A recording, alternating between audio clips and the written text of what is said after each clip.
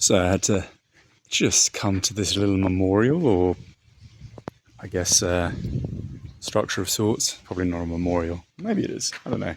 Some kind of dedicative structure to perhaps imams or religious icons of kind.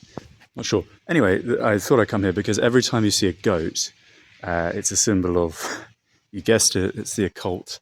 The goat is where the Baphomet derives from, in part form at least, and its associations are with evil and bad, and it's one of the most, I guess, used symbols within occultist and fraternal organizations, which are synonymous anyway. So, Masonry and all their subsidiaries. And yeah, I mean, the whole Kazakhstan's quite famed for, and you see it everywhere in the Gulf states too, and of course, Ashgabat in Turkmenistan is famous for its kind of massive architectural projects, and the most obviously popular structure in Kazakhstan is the Norman Foster pyramid. Of course, the pyramid is probably the most used symbol within the evil world. That's why Israel's flag is, of course, two pyramids to create the Star of David, which is of no association to Judaism whatsoever. If you didn't know that, it's a modern creation, the Star of David, and Hasidic Jews refuse to acknowledge it as a symbol of not just the country itself, which they don't really agree with anyway, the existence of it, but the religion of Judaism, and it's to be found everywhere. As Hinduism has, and Buddhism has, of course, the swastika. The swastika was used in the Second World War, and again, that's all because they were part of one entity, as they are still today. That's why the Nazi Party, NAZI, the largest Jewish group, you could say, ethnic group, is the Ashkenazis, NAZI. I think that's a total coincidence. Nope, it's all planned. It's just fascinating. So I'm not anyway an expert at it, but I've read so many books pertaining to true history, let's say, or truer history. Nothing can be an absolute.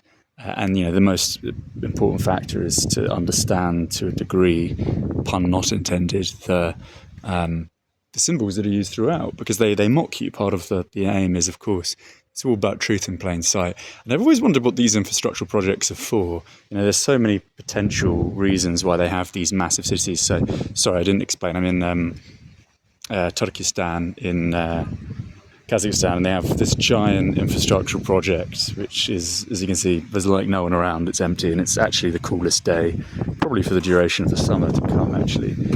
And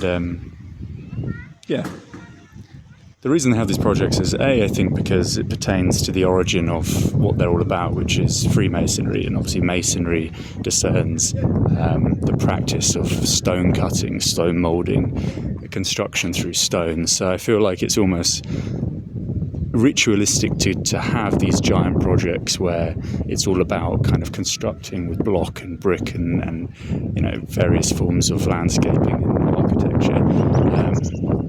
But also, of course, there's the moneyed side of it. It's all a scheme. It's all a scam. None of this is profitable.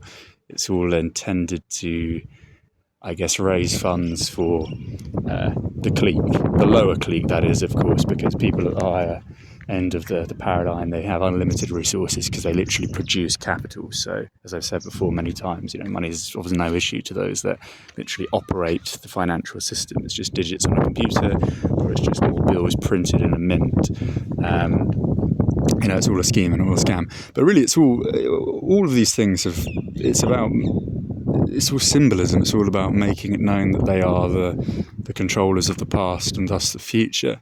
Another aspect that it has crossed my mind is whether, when we die out, because of course there's a cull, it's all about rotational farming. You breed, you sponsor a certain group, and then you destroy. Now, whether that's a subgroup like a particular nationality, ethnicity, or race within our group as human beings, or if it's just to wipe human beings off the face of the earth.